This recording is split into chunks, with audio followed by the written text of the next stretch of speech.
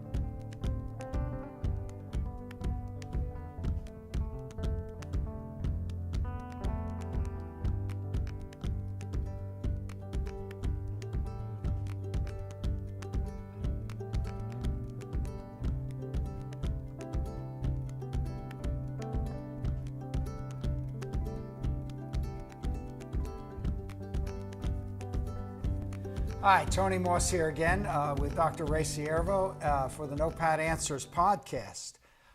We want to talk to you today about a thing called worldview. It's something I think everybody has one, we're pretty sure, and we want to talk about how a worldview affects you and how it impacts your life. And so, Ray, let's just get to that very first simple question. What is a worldview? Great. A worldview, the simplest understanding of a worldview, you could have real long definitions for it, but the simplest one is that a worldview is the way you take in the data from reality, from the world, and then you make sense of it. Okay. So it's kind of like your mind has a grid for things that you're familiar with, and when you look at things in the world, you put them in those grids, but they help you make decisions. Another way, a real practical way to look at worldview, if you were going to try to find out what your worldview is what makes you make the decisions you make every day. Okay. You know, if there's some principles you live by, you could start to understand what your worldview is by just looking at those things. Okay, so I'm assuming everyone has a worldview. Yeah, I think whether they think about it or not. Yeah, whether you're conscious of it or not, I think everybody has a way that they look at the world. Whether you're in a primitive tribe somewhere in the Amazon, or you're in a highly developed society, you have a worldview. You have a way that you look at reality and then make sense of it. What kind of impact does a worldview have on a person? Oh, it's the thing that makes you make choices. Okay, and so obviously your choices have great impact on your life. Right. So it's the way you think about whatever you're going through, and what is that driving force, if you could say that, even if it's unconscious, that makes you decide to do or not do something. So it would be it's what's going on in the way you think and the way you perceive reality that would cause two different people to react differently to the same stimulus or the same observe the same event and evaluate it differently. Right. Okay. Right. So so if everyone has a worldview, then I guess the next thing people would want to figure out is, how do you identify what your worldview is? How do you go and start saying, this is my worldview? Let's back up a step and Sure. just see that we're talking about personal worldviews. So you're looking at how I do it or how you would do something, but worldview really impacts cultures. Okay. So there's an American worldview, a general American worldview, and we identify certain things that say that. Then there's sub-worldviews within that general worldview. And basically, there are three things, sometimes I consider four, but there are three things that every person and every culture decides what they think about these things. Okay. And the most important one is one we've talked about all along, and that is truth. We might say how you acquire knowledge. Okay. Okay, so that, the big word is epistemology. So it's how do we know what we know?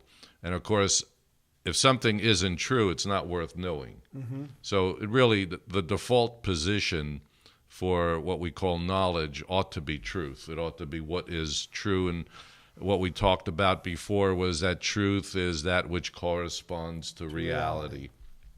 So you have to have a way that you understand knowledge. And, just an illustration, I talked about this yesterday, that in America today, there's a mood. I wouldn't say that it's really something that is a strongly held belief, but there's a mood of what we call postmodern. Mm-hmm. That's come from the whole philosophical side of postmodernism. And that tells you can't know reality. So, and it tells you that there's no such thing as truth.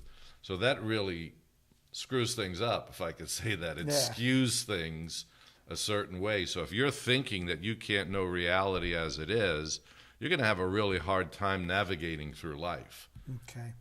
So I know some people who I would probably consider them postmodern in their thinking, and I observe that they're very comfortable with what I think are glaring contradictions in their life. They'll say very strong about this, and then this is okay, and I think they should be just as upset about this. Right. And so is that part of their worldview that allows that? Yeah. And mine doesn't, because I think, well, this has to be resolved, this other issue. Right.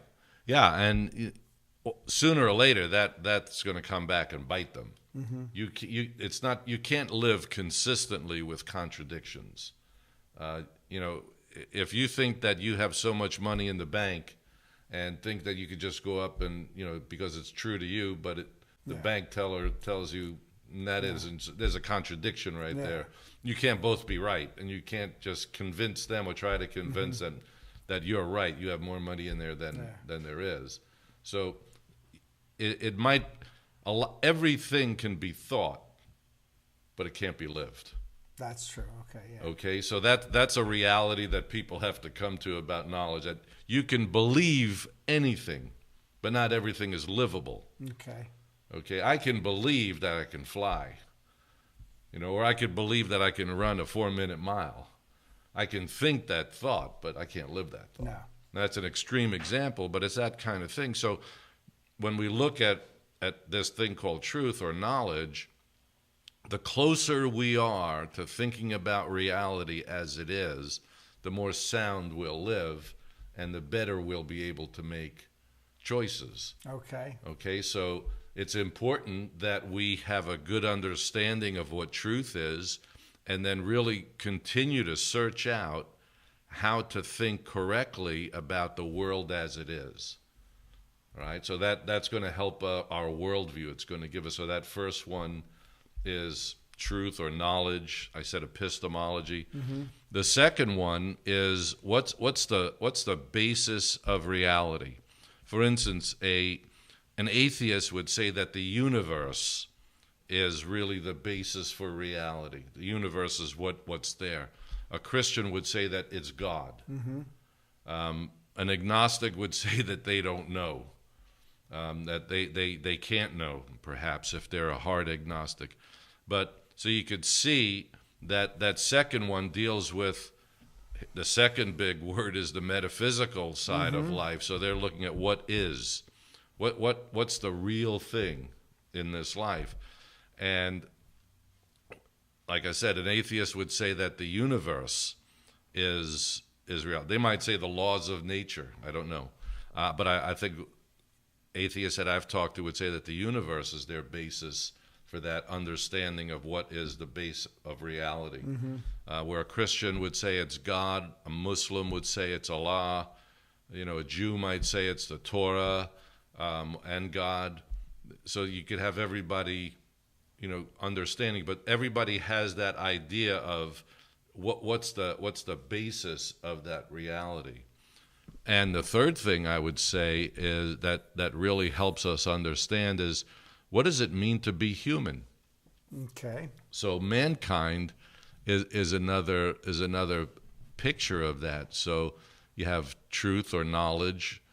From a Christian perspective, you're saying God. From an atheist perspective, you're saying the universe, or maybe the laws of physics or laws of nature. And then what does it mean to be human? So you could see perhaps the one that you agree on most is truth and knowledge, except if you're postmodern. Or say you can't know reality. Right, or a Hindu who says that you can't know truth anyway, and he thinks contradiction exists too. And they would say that the universe is God, so their God would be everything. Mm-hmm. Everything's God. You're God, I'm God. And what they think of what a human is would obviously differ. The pantheists would say that a human is something that has been reincarnated from a lower level, or perhaps you were demoted from what they might consider a higher level. I know some people, some of the views of reincarnation only go up, some go up and down, depending if it's Buddhist or Hindu. But a Christian would say a human is made in the image of God. An atheist would say that you're just an evolved animal. You know, at best, you're a rational animal. To look at what Aristotle would say, not that he was an atheist, but he would say that, you know, we're rational animals. And I think that an atheist would say the same thing, that we're still just part of the whole animal world, only we think. So those three things really, they help us understand what a worldview is. And I think that helps us when we talk to people to see and ask questions about those three areas. They help us navigate through them. Okay, so if I understand it correctly, then our how we see and value those particular things, how we identify them or define them, would then impact the way we look at life. So if I think mankind, tell me if I'm correct here, if I think mankind is just another animal, then human life isn't worth. Correct. Unless I elevate animal life to be equal to mine. Correct. Okay, so Yeah. So a person being murdered would be no different than an animal being murdered, and so then I would approach life with that kind of thing, and obviously the ramifications of that in social interaction and things like that. Right, and in that case, you would even have to redefine what you mean by murder. Okay. Because when a lion hunts down an antelope, we don't call that murder. He just kills it to eat. Mm-hmm. But if I go out and shoot another human being or take another human being, that's murder. We call that murder. Or if I go out and shoot a lion for fun, yeah. Fun. Exactly. Whatever you'd call that for sport, they would say. Yeah. So. And these things, what we're talking about, we just kind of jumped into the next thing about worldview. What we're talking about is really below the surface, mm-hmm. right? So the illustration I use, and I teach this, is of a tree. That what we see above the ground, we call that the tree. But what's going on underneath the ground is really what feeds that tree. That's right. That's the roots. Right. And so the roots are drawing up the nutrients that make that tree blossom mm-hmm. and do everything it's going to do. So worldview is what's beneath the ground. Yeah. So God, truth or knowledge, your whatever you believe reality is, and how you value humanity, what you think the purpose of man is, or how we view manhood or what it means to be human, are all beneath the surface, and that everything that we do is culture. And our worldview will always inform our culture the same way. Okay. The same way my personal worldview informs my decisions. Mm-hmm. And you could see how culture gets confused sometimes because there's different essences basically feeding that, and there's a little bit of confusion beneath the surface, and that's why you have confusion above it as well. Well, obviously, we could spend a lot of time on some of these things, and we don't have forever tonight. So everyone has a worldview, and we understand what informs our worldview, what feeds it, and how our culture now comes out of our worldview. So how does a person work their way backwards and say, well, what's really my worldview? By answering those questions? Yeah, they would have to go back and I think interview their own identity in understanding what they think, how they acquire knowledge, and what they think about truth.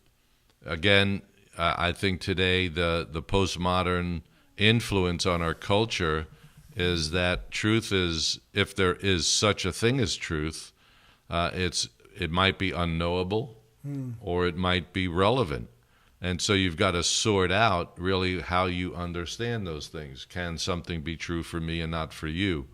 Of course, we believe that truth is absolute, that it's true for all people the same all the time, even though there are different preferences But in the same time, at the same time, in the same sense, we could see it really works out as absolute. Mm-hmm.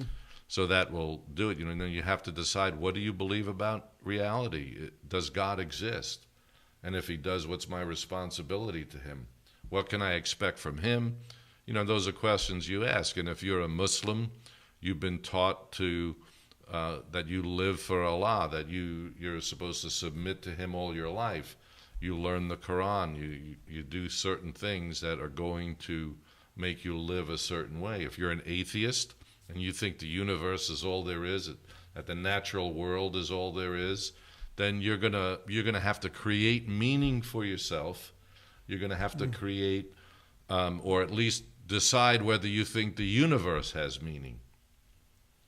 Most of the time, I think atheists don't believe that the universe has meaning, but that personally they find their own meaning for life. It might be in their family, it might be in their job, but they have to create doing meaning. Good in society, perhaps, or Yeah.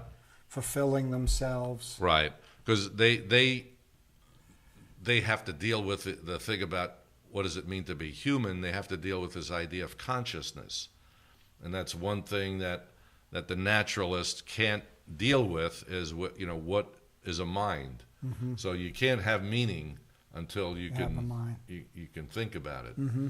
So it definitely affects us. So I guess in the process of identifying your worldview, by asking those questions, I guess you could start a few different places. You could say, I do this all the time, or I don't do this. And so, you dig a little deeper and why is that? I guess in the process of identifying your worldview, you would begin to evaluate it. And I guess, again, you would answer this question. Is comparing your worldview to others a good way to help evaluate? I think comparing my worldview to someone else's to evaluate it, if I can really get down to understand what they know their worldview to be, that might be helpful. But I think you have to explore these subjects, and you also, it's not like we're born with a worldview. We're influenced by our upbringing. We are influenced by the way our parents bring us up. It's not that we're conditioned, because again, from what I think what it means to be human is that I have a free will to either accept or reject just about anything that comes at me. So I can either receive or not receive. But today you have so many sources of information that are coming at us, that's why I think it's confusing for us. I forgot the number of murders, an 18-year-old or a child will see by the time they're 18 years old is in the thousands.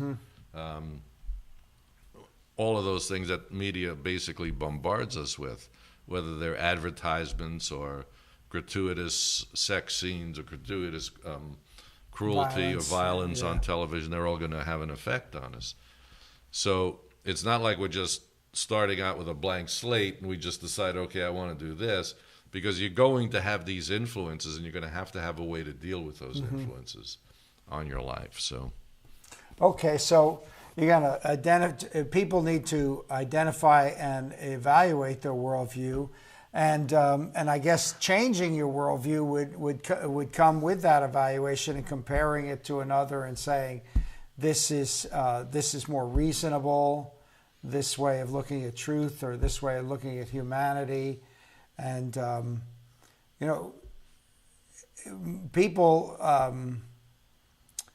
will tell you a lot of times, well, faith isn't part of their life. But what you're describing here is that we all have beliefs, deep-rooted beliefs, that inform how we live. Yeah, and people have to decide whether they're going to live by how they feel, which is, one of the things that I think is feeding our construction of worldview today, is that we have to feel good about ourselves and be happy. That's the other one, is, you have to be happy. Those are two things you think are goals in life. Do you think that's what it means to be human?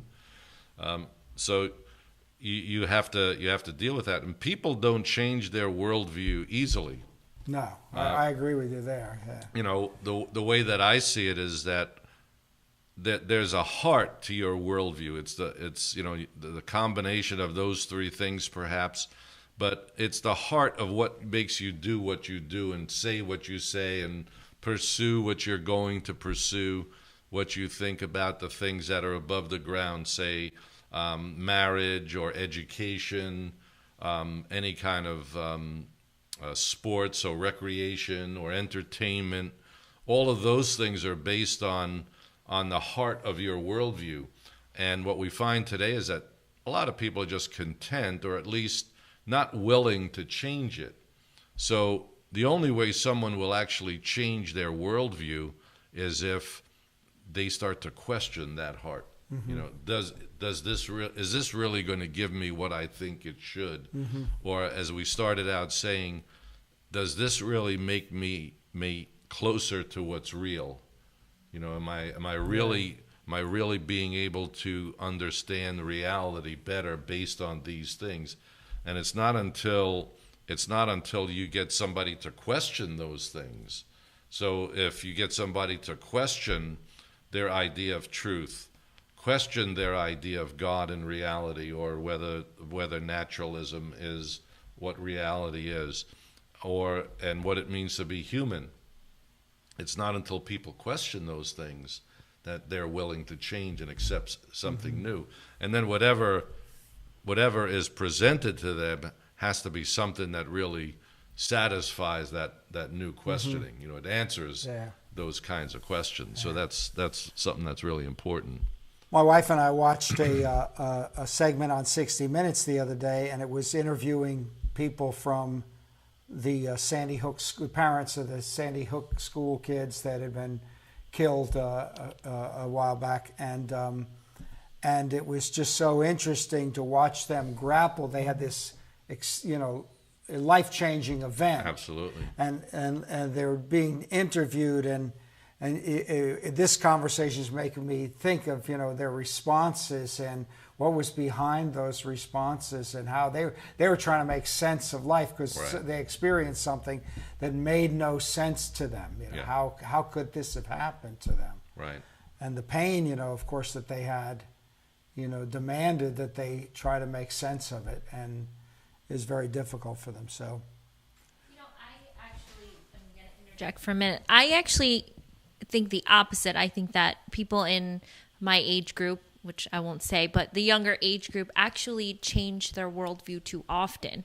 And I think that's some of their biggest faith issues, is that there's too many competing possibilities of worldviews.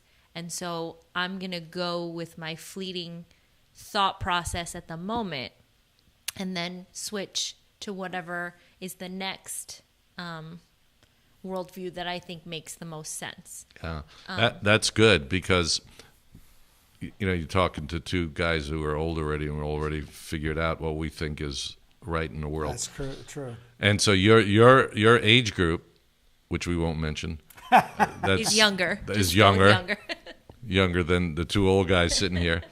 But your age group is looking for what corresponds to reality for them. So that's part of what you do when you are young, is that, when you're quote unquote open-minded and you're looking for what's it all about? What's reality like? So that's true. That's very true. And it really is, it's important to search out those questions that we talked about. Is the postmodern view of truth and reality real? Is that really the way things are? I don't even think that.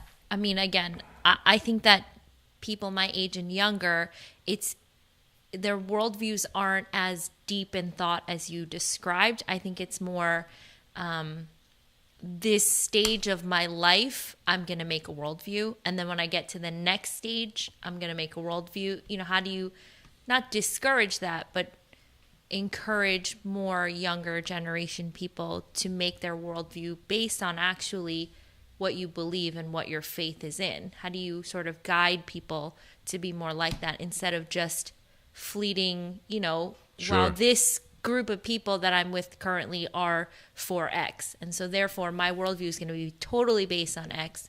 And then when I grow out of that, I'm now in the workforce, and the workforce age group believes in this, and my worldview is tied to that. It changes when you get into that place. Instead of saying, you know what, we're a culture who need to be more tied and grounded to biblical worldviews, or, you know, more about spiritual ideas and about how we are towards people, and about sharing our worldviews to encourage people to be this way instead of just what the current view is.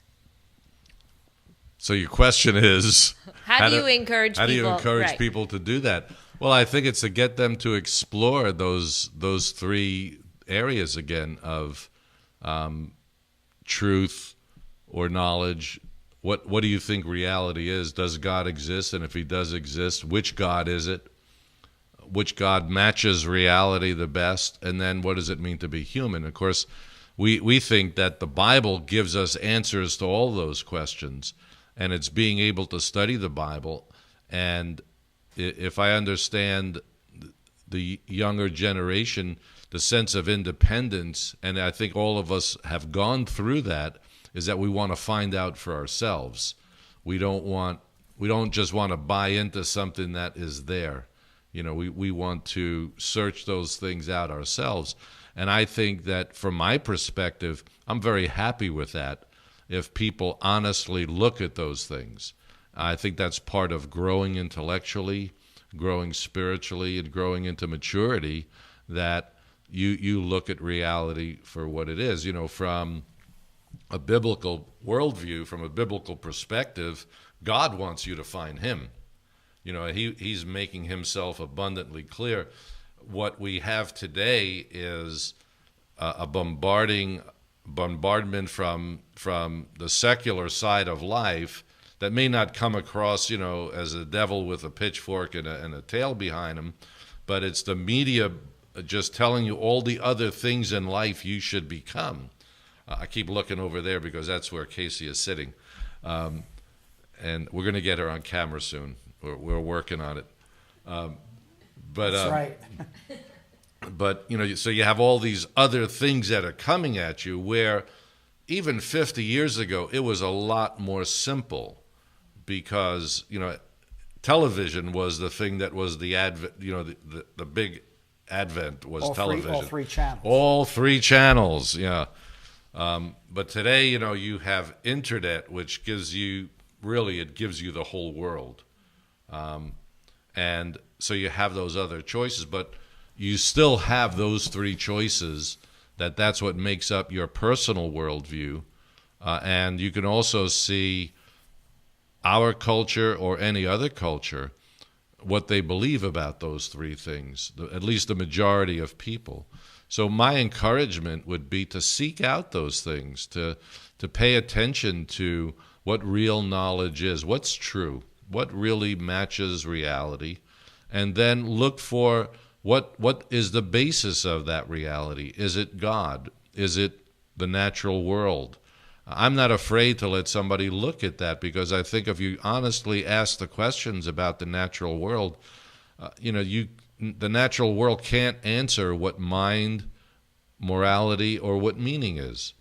You never come up with it with definite things for that. People still don't understand consciousness, and if you have to give life meaning, how do you know that meaning is right? And of course, morality, you have to ask that question. What's moral? Is there a right and wrong? So that's, I think, great question and great interaction. And what we have to be able to do is I think we can guide people, have the discussion, but you still have to look for those three things. Mm-hmm. Yeah. So I was going to close with the question of, what is a Christian worldview or a biblical worldview? But I think the challenge really is, for people to actually do the work and ask them, because we're coming back to something we started off with. Right. Are people willing to think? Yeah.